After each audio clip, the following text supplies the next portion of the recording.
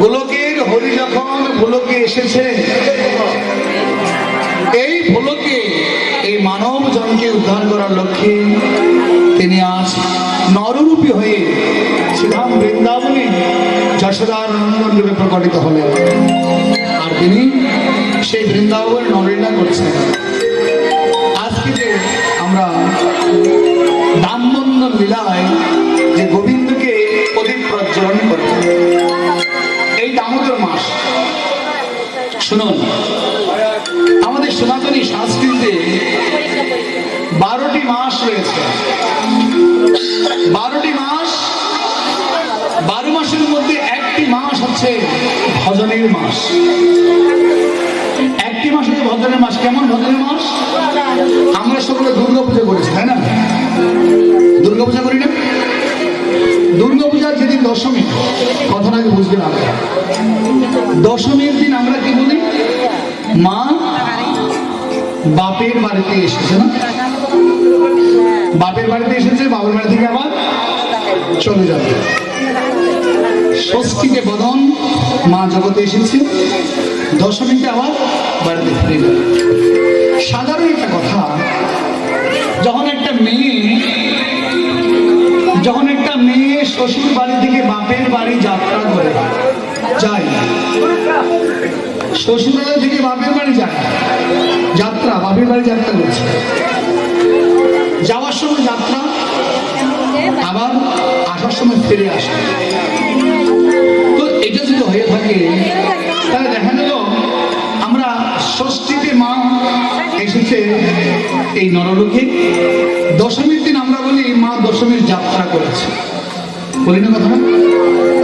তো মা তো দশমীর যাত্রা করেন, তো চলে যাচ্ছে, সেটা ফিরে যাচ্ছে আবার জায়গায়, তাহলে আমরা যাত্রা বলি কেন? দশমীর যাত্রা বলি কেন? সেটা সে দশমীর যাত্রা করছে, সেটা ফিরে যাচ্ছে, আবার কৈলাস থেকে এসেছে, আবার কৈলাসে ফিরে যাচ্ছে, কিন্তু আমরা বলি মা দশমীর যাত্রা করেছে। মূল বিষয়টা কি জানেন? আসলে মা কৈলাসে যায় না, কৈলাসে যায় না। অর্থাৎ দুর্গা পূজার যে দশমীর পরের দিন একাদশী, ওই দশমীর দিন এখান থেকে বিসর্জন যখন হয়, এখান থেকে মা, শাস্ত্রে লেখা আছেন, মা বৎসরে একবার 3 মাস অন্তর অন্তর তিনি গোলকে গিয়ে গোবিন্দ সেবা করতে যায়। মা 3 মাস অন্তর শাস্ত্রে এটুকু নিয়ম রয়েছে। চিত্রকূট সরোবর নামে একটা সরোবর রয়েছে, চিত্রকূট সরোবর। সেই সরোবরে নীলপদ্ম, শত নীলপদ্ম দ্বারা 3 মাস পরে পরে গিয়ে সেখান থেকে পদ্ম চয়ন করে তিনি গোবিন্দ সেবার নিমিত্তে গোলকে গমন করেন মা। এবং বৎসরে একবার সমস্ত ভক্তদেরকে নিয়ে, সমস্ত সপার্শ্বদ সাঙ্গ বাঙ্গ সকলকে নিয়ে তিনি 3 মাস অন্তরতে যায় সেই গোলক চিন্ময় গুলোকে, আর সমস্ত ভক্তদেরকে নিয়ে যায় একবার এই জম্বুদ্বীপ গোলক, ভোলক গোলক। জম্বুদ্বীপ গোলক কোনটা হলো? জম্বুদ্বীপ গোলক হচ্ছে আমরা যে বৃন্দাবনে যাই ভারতবর্ষে, সেই বৃন্দাবনে একবার মা গমন করে। অর্থাৎ এখানে যখন মা আসে, এখান থেকে দশমীর যাত্রা, তখন কি করে মা এই দুর্গতি না আসলে দশভুজা রূপ, তখন এই দশভুজা রূপটা তিনি লুকিয়ে ফেলে, লুকিয়ে তার সপার্শ্বদ যারা রয়েছে, মা লক্ষ্মী, সরস্বতী, গণেশ, কার্তিক, সপার্শ্বদ সমস্ত দেবতাকে নিয়ে তিনি তখন দশভুজা ত্যাগ করে চতুর্ভুজ ধারণ করে তিনি বৃন্দাবনে প্রবেশ করেন। সেখানে তার নাম হয়ে যায় কাত্যায়নী মা। তখন দুর্গা নামটা কেটে কাত্যায়নী হয়ে যায়। কাত্যায়নী হয়ে আবার সেখানে যাওয়ার পর আরেকটা নাম পরিবর্তন হয়। কখন? কাত্যায়নী যখন হয়, প্রতি বৎসর মা যখন বৃন্দাবনে প্রবেশ করে, এই সুযোগে বৃন্দাবনে যারা ব্রজবাসীগণ আছেন, ব্রজ গোপিনীগণ আছেন, তারা কি করেন? ওই মাকে দর্শন করে চতুর্ভুজ যখন দেখেছে, যমুনার পারে তাকে স্থাপন করে সমস্ত গোপিনীগণ মায়ের আরাধনায় রত থাকেন একটি মাস, যাকে বলছেন মা কাত্যায়নী পূজা। কাত্যায়নী পূজা করেন, অর্থাৎ ওই দশমী থেকে শুরু করে, দুর্গা দশমী থেকে শুরু করে আগামীকালকে যে একাদশী, সেই একাদশী থেকে শুরু করে আগামীকাল যে উত্থান একাদশী পর্যন্ত একটি মাস এরা সকলে নিয়ম করে মায়ের সেবা করে, যাকে বলে নিয়ম সেবা মাস, তথা দামোদর মাস। কালকে থেকে কিন্তু দামোদর মাস শেষ। এবার ঠিক দশমীর একাদশীর দিন কি করলেন? মা প্রকট হয়, কাইতেনীদেরকে সমস্ত গোপীদেরকে আশীর্বাদ করার জন্য তখন মা প্রকট হয়। তখন সমস্ত গোপিনীগণ মায়ের কাছে প্রার্থনা করেন, মা বলেন তোমরা কি চাও? আর সমস্ত গোপিনীগণ বলেন আমরা গোবিন্দ প্রাপ্তি হতে চাই, আমরা গোবিন্দকে চাই। তখন মা বলছে ঠিক আছে, আগামী শারদীয় পূর্ণিমাতে, এই আগামী পূর্ণিমাতে, শারদীয় পূর্ণিমাতে ভগবান কৃষ্ণচন্দ্র যিনি স্বয়ং ভগবান, তিনি চন্দ্ররূপে আলোকিত করে এই বৃন্দাবনকে আলোময় করবে। আর তখন আমি কি হবো? আমার এই কাইত্যায়ন নামটা ছেড়ে দেবে। তখন এই কাইত্যায়ন ছেড়ে দিয়ে কি হবে? তখন তিনি যোগ মায়া প্রকাশ করবেন। যোগ মায়া, বুঝলেন তো? যোগ বিয়োগ নয়। তাই মায়ের দুটি নাম এখানে হয়, একটি যোগমায়া আর একটি মোহমায়া। মহামায়া কাদের জন্য? যারা একটি মাস গোবিন্দের প্রতি ভজন করে নাই, একটি মাস কোনো নিয়ম করে নাই, একটি মাস অখাদ্য খেয়েছে, একটি মাস আগের মতোই চলেছে, এই সমস্ত মানবগুলোকে কি বললেন? এই মহামায় আক্রান্ত করেছে। মহামায় আক্রান্ত করে কি করবে? ওদেরকে নরকের পথযাত্রী করে ছেড়ে দেবে। যারা এই দামোদর মাসে কোনো নিয়ম ছাড়া অতিবাহিত করে দেয়। শুধু ভক্তজন দয়া করে যদি আমার কথাটা ভালো লাগে, যে এই দামোদর মাসে অর্থাৎ দুর্গা দশমী থেকে একাদশী পর্যন্ত একটি মাস আপনারা কোন একটা নিয়ম আপনাদের করতে হবে। শাস্ত্রে বিধান আছে, বলছেন কি? শ্রাবণে শাক বর্জন, ভাদ্রে দুগ্ধ বর্জন, আশ্বিনে দধি বর্জন, আর দামোদর মাসে আমিষ বর্জন করার শাস্ত্রে বিধান করেছে। এই চারটি যদি কেউ পালন না করে তাকে অবশ্যই তির্যক জুনিতে জন্মগ্রহণ করতে, তার মানে শুকর জুনি তাকে জন্মগ্রহণ। তাই বলছি এই দশমীতে মা যোগমায়া প্রকাশ করবেন। প্রকাশ করে তিনি বৃন্দাবনে গিয়ে গোবিন্দ দর্শন করার জন্য সমস্ত থেকে যোগ করে দেয়। আসলে ভগবান যদি যোগ মায়া তাদেরকে যোগ করে যারা ভক্তগণ, তাই ভগবানকে রাখতে হবে।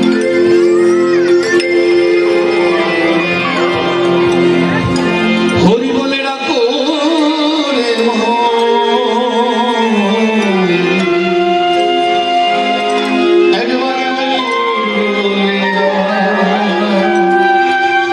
হরি বলে রাখো রে একবার গৌর বলে হরি বলে রাখো রে কৃষ্ণ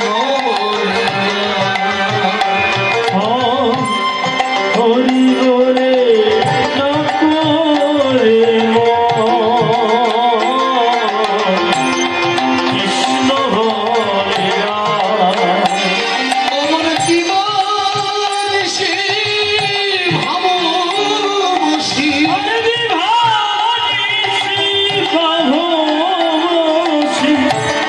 দিবানিশি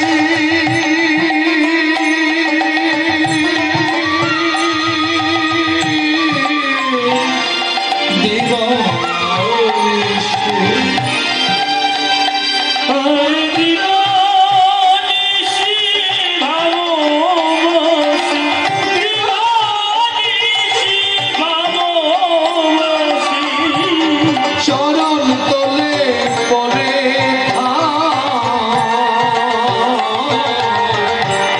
হরি বলে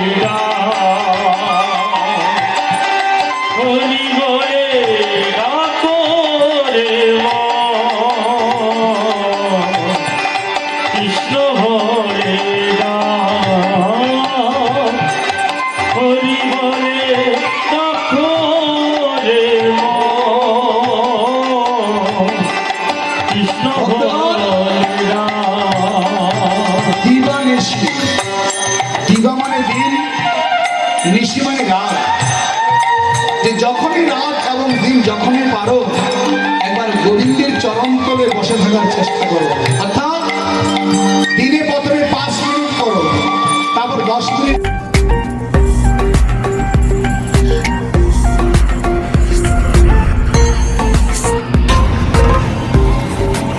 করো, তারপর 15 মিনিট, তারপরে 20 মিনিট, তারপর 30 মিনিট তুমি বসে থাকার চেষ্টা করো। তার জন্য প্রভুর কিন্তু সুদুঃখের বিষয়, আমরা সনাতনী যারা রয়েছে,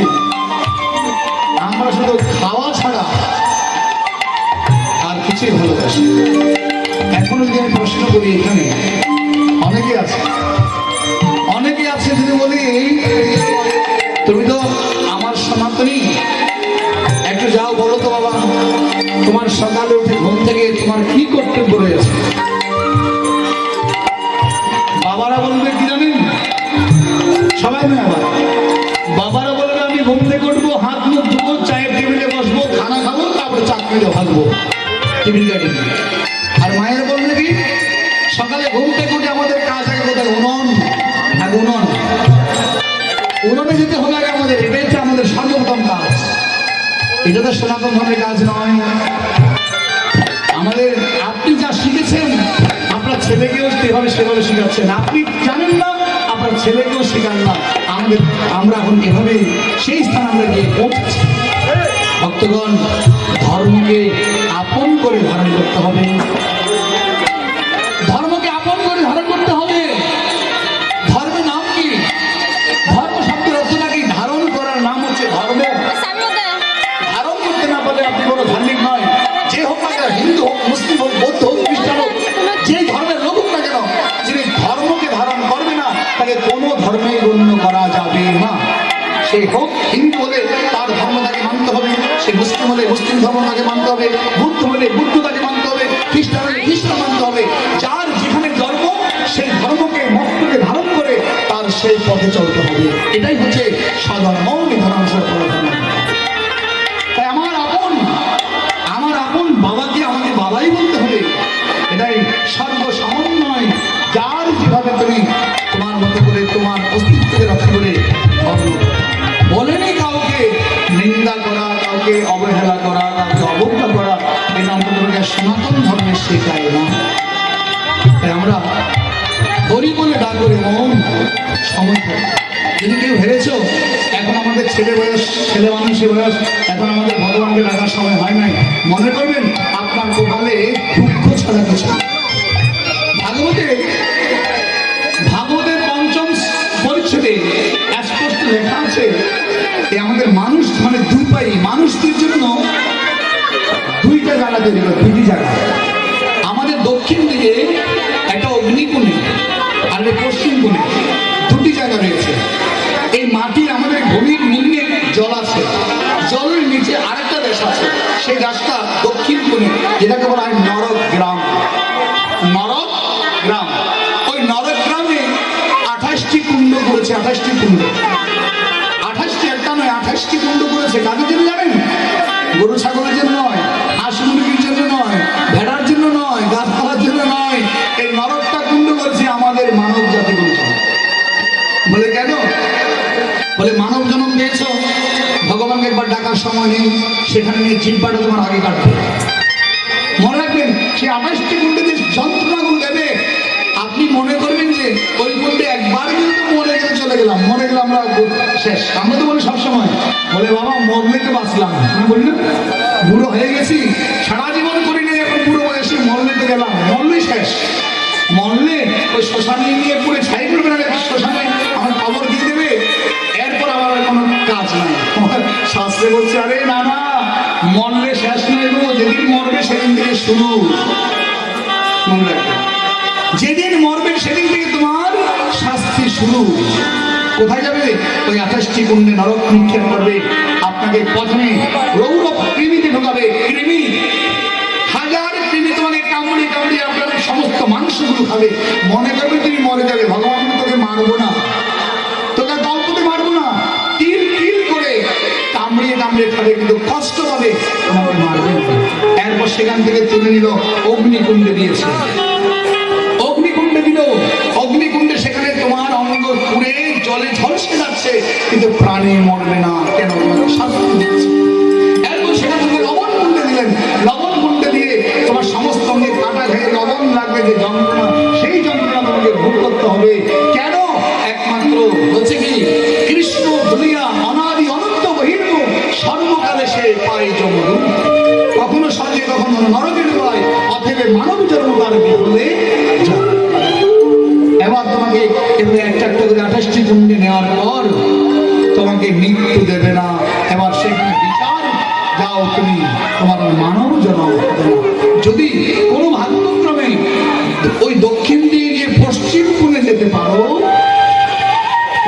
করেছে তুমি তোমার হয়েছে কি সফল হয়েছে মানব জনম সফল হয়েছে এই মানব জনম সফল হবে কি দিয়ে এই বধনটাকে একটু বলতে হবে বধন হরি বলে ডাকো রে মন, কৃষ্ণ বলে ডাকো।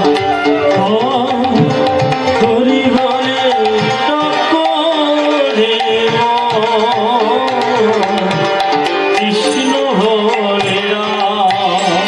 ও মন বিবর্ষে ভাববশে, ভালোবাসি, ভালোবাসি, প্রভুর চরণ তলে পড়ে কৃষ্ণ হরে রাম।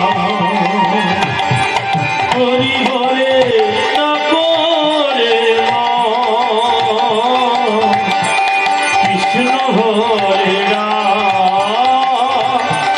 হরি বলে ডাকো রে মন, কৃষ্ণ হরে রাম।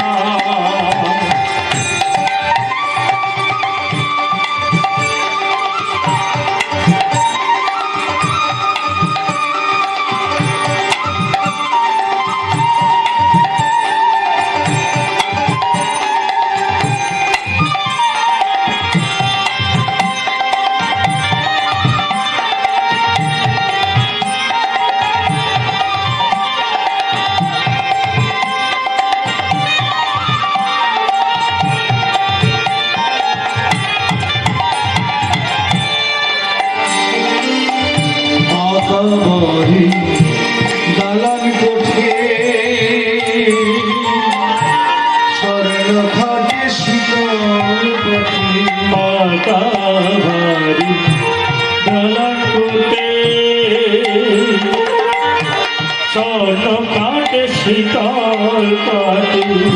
পাকা বাড়ি বেঁধেছি দালান কোঠা তৈরি করেছি স্বর্ণের ঘাট শীতল মাটি দিয়ে না ঘুমালে ঘুম আসে না মনে রাখবেন ওই সুখের দিন বেশি দিন থাকে না তাই বলছেন পাকা বাড়ি দালান কোঠে স্বর্ণ ঘাটে শীতল পথে মাতাভারি দালান কোটে, স্বর্ণ কাটে শীতল কাটে। পাকা বাড়ি দালান কোঠে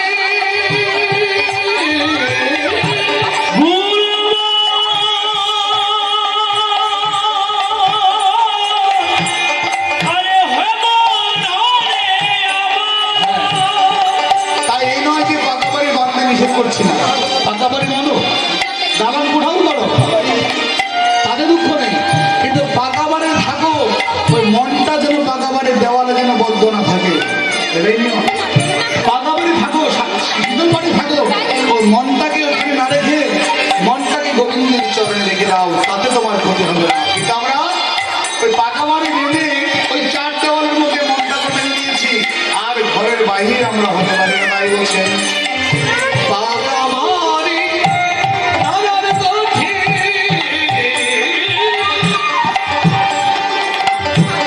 স্বর্ণ ঘাট শীতল কাটে মাতাভারি দালান কোটে, স্বর্ণ কাটে শীতল কাটে।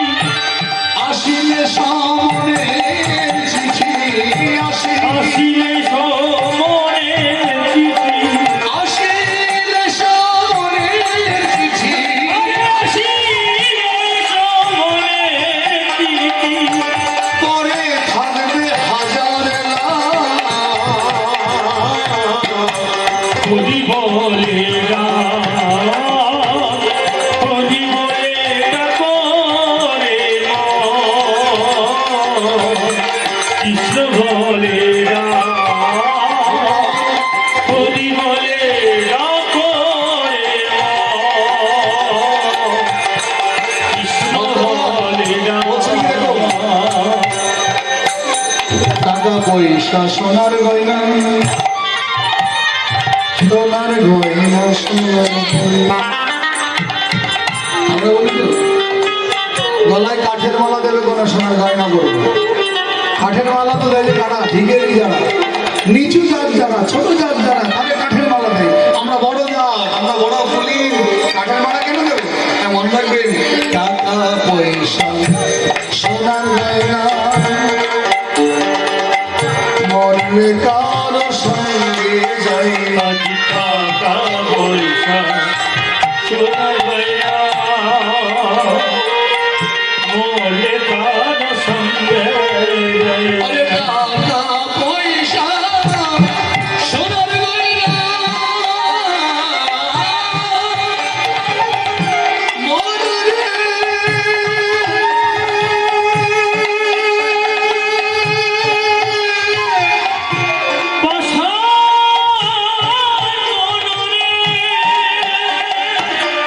টাকা পয়সা সোনার গয়না মরলে কারো সঙ্গে যায় না।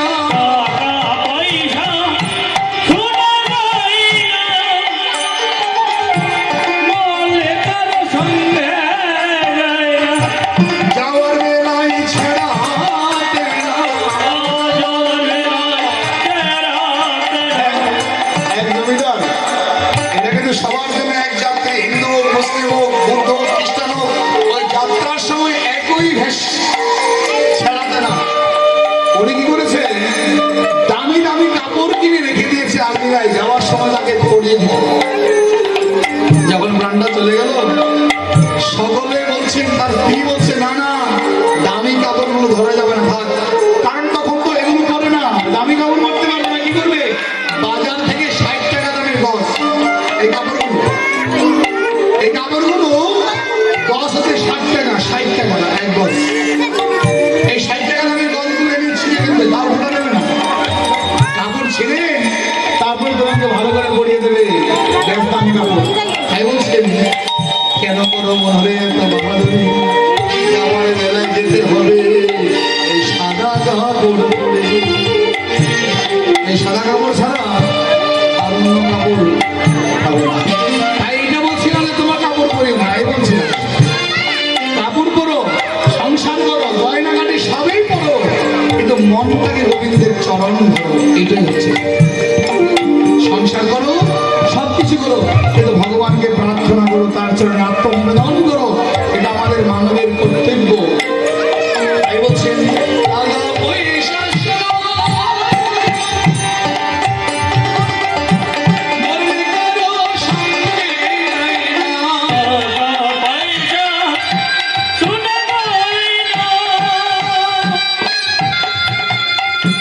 মরলে কারো সঙ্গে যায় না। ওরে যাওয়ার বেলায় ছেড়া দেনা। ওরে যাওয়ার বেলায় ছেড়া দেনা। পরে থাকবে হাজার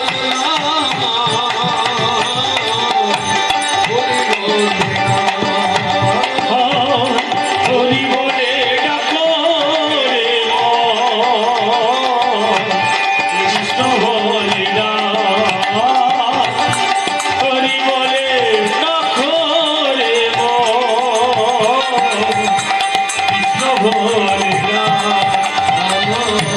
কৃষ্ণ বলে কৃষ্ণ বলে মা যশোদা কৃষ্ণচন্দ্রকে বেঁধেছে। কোথায় বেঁধেছে? পাড়া প্রতিবেশীগণ বৃন্দাবন যারা ছিল, তারা তাকে ধরে এনে ওই মায়ের হাতে তুলে দিল। মায়ের হাতে যখন তুলে দিয়েছে, বলছে তোদের কানাই চুরি করেছে। কি চুরি করেছে? মাখন চুরি করেছে। কানাই বলছেন, মা আমি তো কখনো এই মাখন চুরি করিনি। তো কে চুরি করেছে? তোর মুখে তো লেগে আছে। তোরা মারে, আমি চুরি করিনি, ওরা নিজের ইচ্ছে করে আমার মুখে লাগিয়ে দিয়েছে, আমাকে চোর বানানোর জন্য। আমাকে চোর বানানোর জন্য মুখে লাগিয়ে দিয়েছে। কানাই তোর কথা শুনবো না, তোকে আজকে বেঁধে রাখবো। তো কানাই বলছে, মাগো তুমি এত সহজে আমাকে বাঁধতে পারবে না। আমাকে বাঁধা তো সহজ কথা নয়। আমাকে যোগী ঋষি দেবতাগণ পর্যন্ত আমাকে মানতে পারেনি। মা তুমি আমাকে কি করে, তুমি তো আমার মা নয়। কানাই কৃষ্ণ বলছে তুমি আমার মা নয়, নন্দ মহারাজ আমার বাবাও নয়। আমার মাও নেই, আমার বাবাও নেই, আমার ভাইও নেই, বন্ধু নেই, আমার কেউ নেই। কিন্তু জানো মা, ওই আমার ভক্তরা যখন কাউকে মা ডাকে তখন আমার একটা আশা লাগে, আমার লালসা লাগে, ইচ্ছে করে আমি যদি কাউকে মা ডাকতে পারতাম। মা যখন সন্তানকে আদর করে, আর আমার মনে হচ্ছে আমাকে যদি কেউ এরকম সন্তানের মতো আদর করতো, ওই লোভে আমি কাউকে মা ডাকি, কাউকে ভাই ডাকি। না হলে রাখাল বন্ধুকে নিয়ে আমি গরু চড়াতে গেছি, আমার গরু চড়ার কোনো দরকার আছে? কেন চড়িয়েছি? ওই রাখালদের সঙ্গে গিয়ে বুঝতে পেরেছি ভাতৃত্ব বন্ধুত্ব বোধটা কেমন। আমার তো লোভ লাগে, আমি তো সে বেদন যে মাও নেই, বাবা নেই, ভাই আমি এক, আমি একাই। আমি এই জগতে আসি শুধুমাত্র এই জগতের মমতাগুলো আস্বাদন করার জন্য, এই মানব জগতের।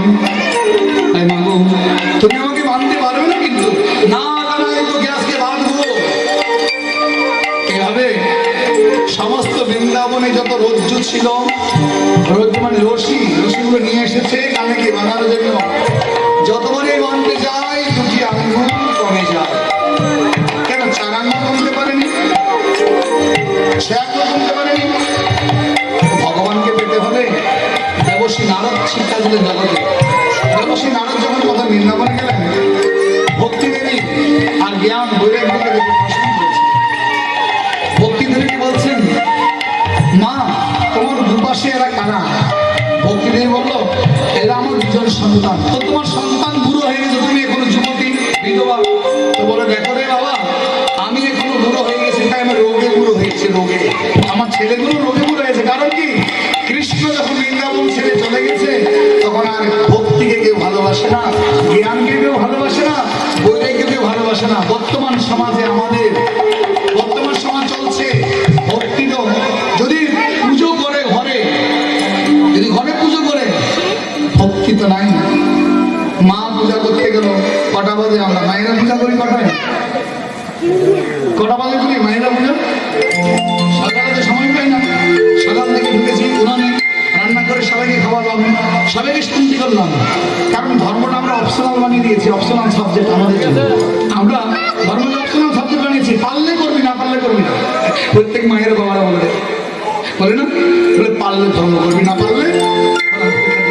এই যে অপশনাল বানিয়েছি, আমাদের কারণে আজকে আমরা নিম্ন দামি হচ্ছি। যদি বাধ্যতামূলক বলতাম, মা যদি বলতো, সন্তানকে বলতো, না তোকে গিয়ে মন্দিরে অবশ্যই প্রার্থনা করে আয়, তারপর তোকে নাস্তা দেবো না দেবো না, তাহলে সন্তান ঠিকই।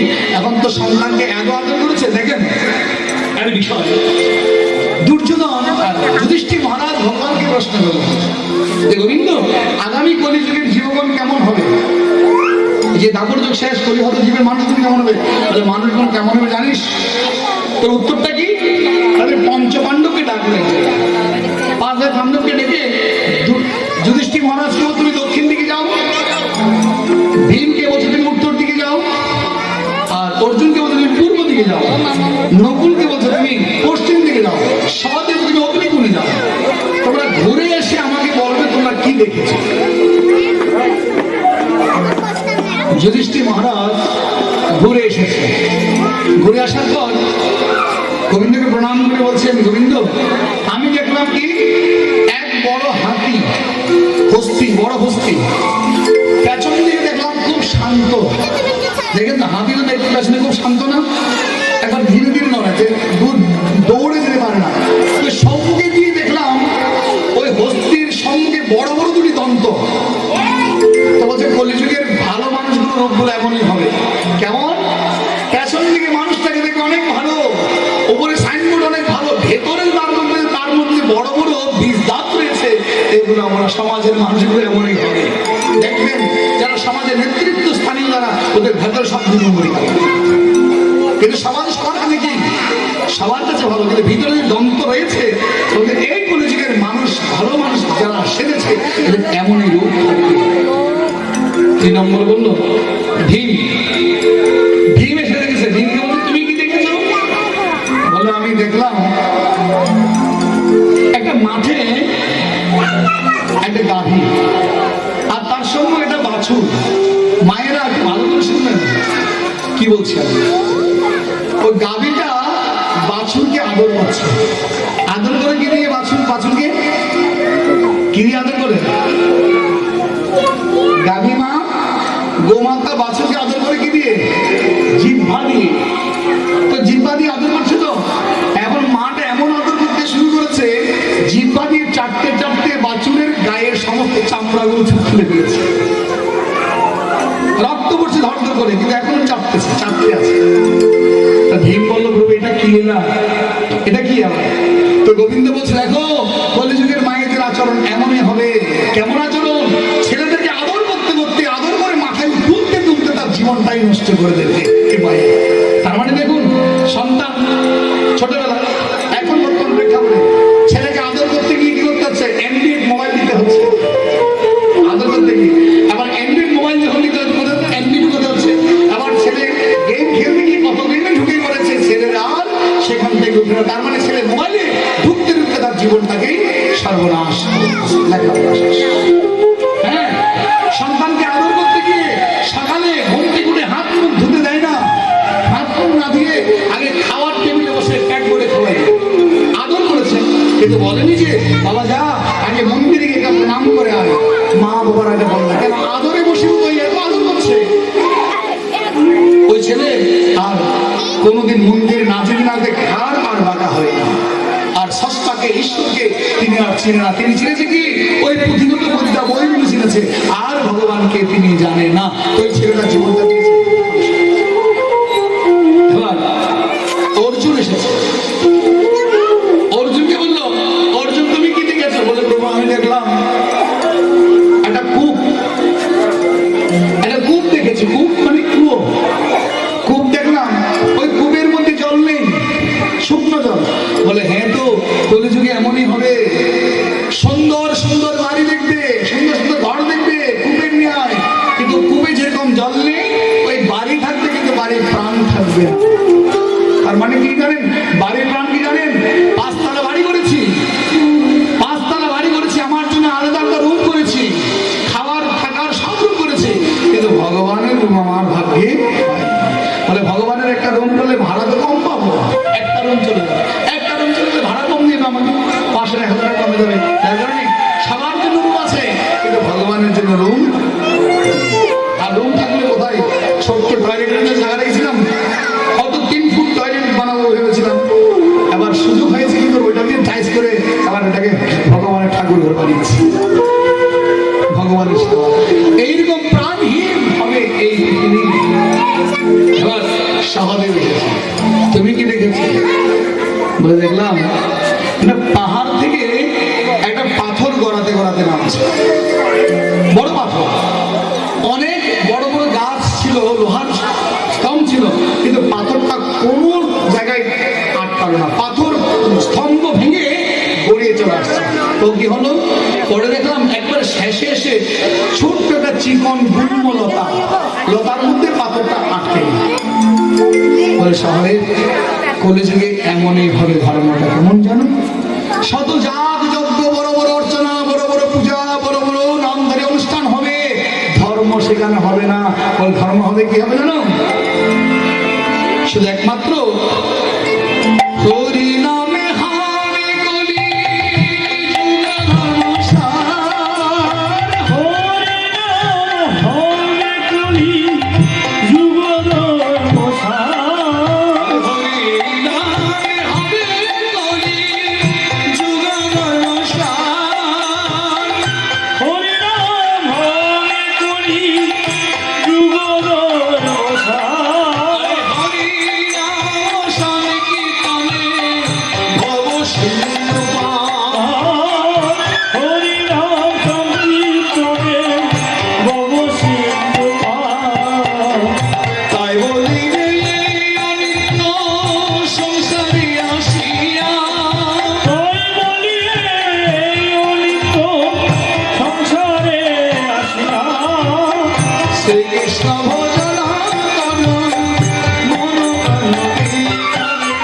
শ্রীকৃষ্ণ ভজনা করো মন প্রাণ দিয়া, শ্রীকৃষ্ণ ভজনা করো।